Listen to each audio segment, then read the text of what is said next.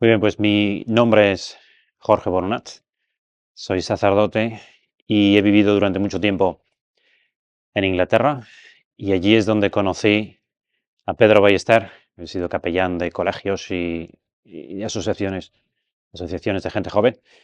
Pedro Ballester es un joven inglés, sus padres son españoles, pero ya desde el principio, cuando sus padres se conocieron en Manchester, que ahí se conocieron, ya decidieron como familia empezar su familia en Inglaterra con esta idea de ayudar a la Iglesia Católica con familias cristianas, con fe.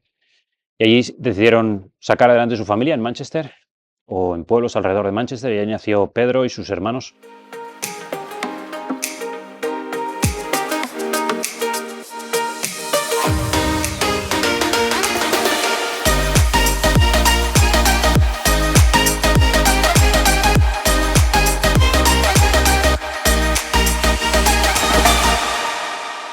Pedro nació en 1996 y él ha sido siempre británico, aunque obviamente en su casa hablaba en español. Y empezó su carrera escolar en Inglaterra y allí estuvo durante todos sus años atendiendo colegios católicos de primaria. En Inglaterra los católicos no somos mayoría, obviamente, con lo cual la fe católica él la aprendió en su casa.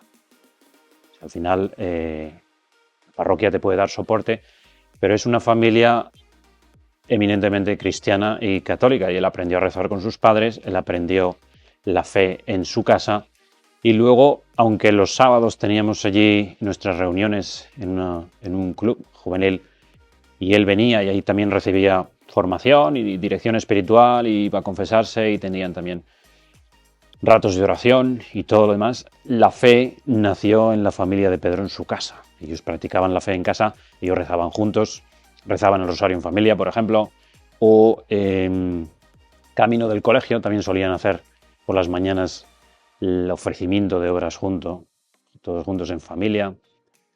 Rezaban en casa también, por supuesto, para dar gracias por la comida. Rezaban por las noches juntos muchas veces antes de irse a la cama. Aprendieron en casa, por ejemplo, a hacer un examen de conciencia antes de irse a dormir. De manera que, aparte de hacer una revisión de cómo había ido el día, hacían un propósito para el día siguiente. ¿Cómo puedo mejorar al día siguiente? Y eso es algo que aprendieron en casa, como muchas otras prácticas de piedad. Ellos iban juntos a misa, por supuesto, los domingos, y allí él y sus hermanos eran monaguillos y ayudaban a la Santa Misa. Así conocieron también al obispo de Leeds. Y Pedro era una persona bastante brillante de cabeza, y por eso cuando llegó el momento de elegir su carrera universitaria, la verdad es que podía haber elegido cualquier cosa, e incluso en Oxford, pero él prefirió irse a Londres, precisamente porque vio que en Oxford la comunidad católica, la asociación católica, no tenía tanta cobertura, tanta fuerza como en Londres. En Londres tienes la capellanía católica y tienes grupos de estudiantes católicos. Y entonces allí vino a estudiar a Londres y allí tuve también más contacto con él como capellán. Y estuvo estudiando ese primer trimestre su carrera de ingeniería química, todo muy bien y con muy buenos amigos, hasta que le diagnosticaron la enfermedad. Su enfermedad, él tenía un tumor de hueso, un osteosarcoma en la pelvis, y le diagnosticaron esta enfermedad en Navidades, con lo cual él había estudiado en la universidad básicamente un trimestre, o sea, desde septiembre hasta las vacaciones de Navidades, él había estado ya ahí conociendo a sus compañeros de clase y estudiando su ingeniería química, hasta que en Navidades le diagnosticaron el tumor con una radiografía y se tuvo que volver a Manchester, desde Londres a Manchester, y dejó ahí la carrera universitaria. Pero, por ejemplo, cuando él dejó la carrera universitaria, lo primero que pensó es, de aquí hasta que vuelva a empezar en septiembre, de nuevo, la carrera en Manchester, ¿cómo voy a aprovechar el tiempo? Entonces pidió que le dieran clases de doctrina católica, clases de filosofía cristiana, para seguir aprovechando el tiempo. Eso es lo que hacía él durante ese primer trimestre de enfermedad que tuvo de tratamientos de quimioterapia en Manchester, ¿no? Y luego allí empezó también una fase de testimonio, no solo testimonio personal, sino testimonio familiar, porque en el fondo esto es una familia cristiana, católica, en un ambiente en el que hay poco testimonio católico. Así estaba Pedro, por ejemplo, en el hospital, llamaba mucho la atención por su sonrisa, por su alegría. Y luego por una virtud tan católica, tan cristiana que había aprendido en casa, que es la de la caridad, o sea, la generosidad, el darse a los demás. Es una cosa cuando conoces a la familia, te das cuenta que la aprendió en casa. Darse a los demás. Él estaba en el hospital, lo primero que hace es ir por todas las habitaciones de todos los pacientes jóvenes con cáncer, visitarlos a todos y presentarse. Mi nombre es Pedro, tengo esta misma enfermedad, voy a estar en la habitación, lo que sea. Que no es una cosa muy británica, porque los británicos no son muy dados a este tipo de manifestaciones. Y sin embargo, claro, llamaba la atención lo atractivo que era una persona que de repente viene y se presenta y te hace como muy agradable la estancia en un hospital, ¿no? Y él, lo mismo con las enfermeras, con los médicos. O sea, él, por ejemplo, tenía siempre la inclinación a preguntarle a todas las enfermeras su nombre. Y luego tiene una pregunta muy interesante que también es como una especie de gen familiar, porque lo hacen mucho en su familia, pero era preguntarle a todo el mundo si hay alguna cosa que querían que rezara. Yo estoy en esta enfermedad, estoy rezando mucho, estoy ofreciendo mis dolores. Entonces preguntaba, ¿hay alguna, ¿no? ¿Tiene alguna dificultad, algún problema, alguna persona que quiere que yo rece? Y efectivamente, claro, a todo el mundo siempre le viene bien que le pregunten por sus problemas, por preocupaciones, y que te ofrezcan oración gratis. Y eso es lo que hacía Pedro, ¿no? Todas las enfermeras preguntaban el nombre, si eran o no eran cristianas, si eran católicas, si practicaban la religión. Entonces les pedía, ¿qué puedo rezar? Que a usted le interese que rece. Y se lo apuntaba todo. Y era muy llamativo, en general, el testimonio, porque llama la atención que una persona, que en el fondo yo soy el que tiene el cáncer, todo es volcarse a los demás. ¿Y tú qué necesitas? ¿Y a ti qué te puedo dar? ¿Y tú cómo te llamas? Y entonces se apuntaba el nombre, por ejemplo, de las enfermeras, el nombre de las enfermeras y las cosas que quería que rezara. Pues rece por mi hijo que tiene exámenes, rece por mi marido que tiene problemas en el trabajo, rece por lo que fuere. Y entonces, yo recuerdo una anécdota que cuentan que un día estaban varios visitando a Pedro, estaban en su habitación. Pedro, con el tratamiento de la quimioterapia, había empezado a perder muchísimo peso, tenía náuseas, tenía diarreas, estaba muy mal, le dolía la cabeza. Y los que estaban con él, pues más o menos tranquilamente le acompañaban, amigos de la universidad, y en ese momento pues le entraron náuseas y llamaron a la enfermera. Llamaron a la enfermera, pues si puede venir aquí a ayudar porque hay que limpiar. Entonces cuando la enfermera se asomó por la puerta de la habitación y le explicaron, mire, que Pedro necesita material así para limpiar, lo primero que le vino a Pedro a la cabeza fue preguntarle a la enfermera cómo le había ido el examen a su hijo. O sea, que tú estés en una situación así, con un tumor, con quimioterapia, con vómitos y diarreas, con dolores de cabeza, y que en cuanto se asoma una enfermera sabes su nombre, sabes que tiene un hijo, sabes que su hijo tiene un examen ese día y ha rezado por el examen de su hijo. Claro, eso desarmaba a cualquier persona. Y la pregunta habitual también con los padres que estaban visitando a su hijo y hacían un testimonio muy similar con los padres de los otros chicos con enfermedad. Al final la pregunta que irradiaba siempre es la misma. ¿Este chico qué tiene que no tengo yo? O sea, ¿por qué eres tan especial? Y a veces se lo decían, ¿no? Pedro decía, gracias, ¿no? Pues me han preguntado qué tengo que no tengan los demás. Y él siempre respondía lo mismo. Lo único que tengo es gracias a Dios. Quiero decir, lo único que tengo es a Dios. Tengo un padre que es Dios y lo sé. Dios me ama y lo sé. Entonces iba dando ese testimonio. Además, Inglaterra, que es un país en el que te cruzas habitualmente con gente que no tiene tu fe, el respeto a la fe de los demás. Ahí, uno de sus mejores amigos es un chico que se llama Hugh, que es ateo. Y él cuenta que Pedro era mi mejor amigo.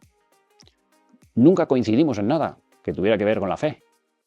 Y hablábamos de la fe, porque Pedro no solía perder el tiempo en estas cosas. Pero yo, con muchísimo respeto, le decía, mira, como no tienes fe, tú no entiendes el sentido de mi enfermedad, pero esta enfermedad tiene un sentido muy amplio. No es para mí. La enfermedad es para santificarme yo, mi familia y todos mis amigos, ¿no? Entonces este Hugh, al final de la vida de Pedro, cuando vio el funeral y vio todo lo que había ocurrido alrededor de la vida de Pedro, decía, mira, no creo en Dios, pero aquí hay algo. Hay algo que no se puede ver.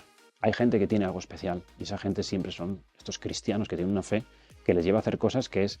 ¿no? Y lo explicaba, o sea, no entiendo, decía él, que una persona de 21 años pueda morirse de un cáncer tan doloroso y con una sonrisa? Que me lo expliquen, ¿no? Bueno, la explicación es esa. La fe es la que te da a veces esa fuerza, ¿no? La vida de Pedro, y sobre todo la enfermedad de Pedro que duraron esos 3 años, es toda una manifestación de esa fe, sin dar lecciones, ¿no? Con naturalidad y con su lucha personal, porque Pedro, como cualquier chico, pues tenía sus dificultades a veces, también por la enfermedad, los dolores o malas noches. Cuando uno tiene una mala noche, pues a veces puede tener malas reacciones, ¿no? Y recuerdo una vez también, contaban, que fue a visitarle un buen grupo de chicos jóvenes y estaban, pues, como están los jóvenes, ahí montando un poquito de bulla, y con guitarras y cantando y riéndose. Y en un momento dado, Pedro, con su dolor de cabeza y con todo, pues les dijo que se fueran todos. Dijo, ya, iros todos de aquí, ¿no? Y efectivamente los pobres jóvenes pues se quedaron un poquito asustados, salieron de la habitación. Pero enseguida Pedro, que había quedado con uno de ellos, les dijo, diles que vuelvan. Y al volver a entrar todos les dijo, os quiero pedir perdón, porque no es culpa vuestra que a mí me molesten vuestra sonrisa o vuestra risa, ¿no? Habéis venido a verme, ¿no? Y el problema es que he tenido una mala noche. Y se entiende esta debilidad humana de que, bueno, de vez en cuando uno puede decir lo que no tiene que decir o decirlo en un modo que no debería decirlo. ¿Dónde está el espíritu cristiano ahí? En saber corregirse. En saber corregirse, pedir perdón y seguir para adelante. ¿Cuántas veces en la vida familiar, pues mira, hay que hacerlo y se hace, y sin problemas? Uno no se santifica porque haya nacido santo. Y cuando la gente veía a Pedro a veces pensaba, bueno, pues seguramente es que este chico es especial. Uno nace normal, con los mismos cromosomas todos los seres humanos. El problema no es que uno haya nacido con un gen de la santidad, el problema es que uno ha bebido en su familia esa necesidad de seguir mejorando cada día, de darle al mundo algo, ¿no? Y ya desde el origen de esta familia se nota, o sea, cuando sus padres, que vivían en España, el padre es de Mallorca y la madre de Sevilla, deciden quedarse a vivir en Inglaterra porque saben que la Iglesia necesita familias cristianas, dices, esta familia ha nacido ya directamente con algo especial, con un sentido de misión. La familia entera, no solo yo que quiero hacer esto, sino esta familia nuestra va a ser inglesa, porque en Inglaterra hacen falta familias así. Y Pedro tenía esta conciencia. Pedro, por ejemplo, le hubiera gustado mucho volverse a España. Yo no es por presumir, pero bueno, si tienes que elegir entre Manchester, que hace frío y llueve, o Mallorca, que hace sol y hay playa, pues claro, Pedro tenía ahí su conflicto. Y sin embargo, cuando empezó a pensar en estudiar la carrera, se le ocurrió estudiar la carrera en España, pero dijo, yo ¿dónde hago faltas en Inglaterra? ¿Por qué? Porque hace falta universitarios con fe, hacen falta apóstoles en la universidad, hace falta gente que da el testimonio de una vida normal, pero que tiene un espíritu cristiano y una gracia de Dios que te lleva a hacer cosas que la gente no entiende. Y así era un poco la vida de Pedro, o sea, todo era un poco testimonio, aunque fuera todo muchas veces muy normal, te dabas cuenta de que efectivamente este chico tiene algo. Y a veces la pregunta de gente que no tenía fe era sencillamente esta. ¿Y este qué tiene que yo no tengo? ¿Qué ocurre que yo no tenga, no? Bueno, pues ahí está un poco el testimonio de la vida de Pedro, que se puede... hay libro, hay un documental también sobre la vida de Pedro, muy interesante, y ahí se resuelven muchísimas cosas y dudas sobre su vida, pero en el fondo fue, como suele ocurrir con la santidad, fue en el momento de su funeral, donde la gente descubrió el impacto que podía tener la vida de un chaval joven, de 21 años, que había vivido su vida con muchísima sencillez, sin dar sermones, sin publicar nada en Instagram, bueno, publicaba sus cosas en Instagram, pero sin dar un testimonio en plan, no sé, sermones por la calle, con una vida muy normal, muy natural, hacía que la vida cristiana, en lugar de estar en el catecismo, estuviera en la vida. Lo vieras a un santo con patas y dices, va, esto es el espíritu cristiano. Como vería la gente Cristo, como vería la gente a los apóstoles. Sin un libro. El libro, el cristiano, el apóstol, es esa persona con patas, a la que puedes ver y a la que puedes conocer. Ese es el testimonio de la vida de Pedro.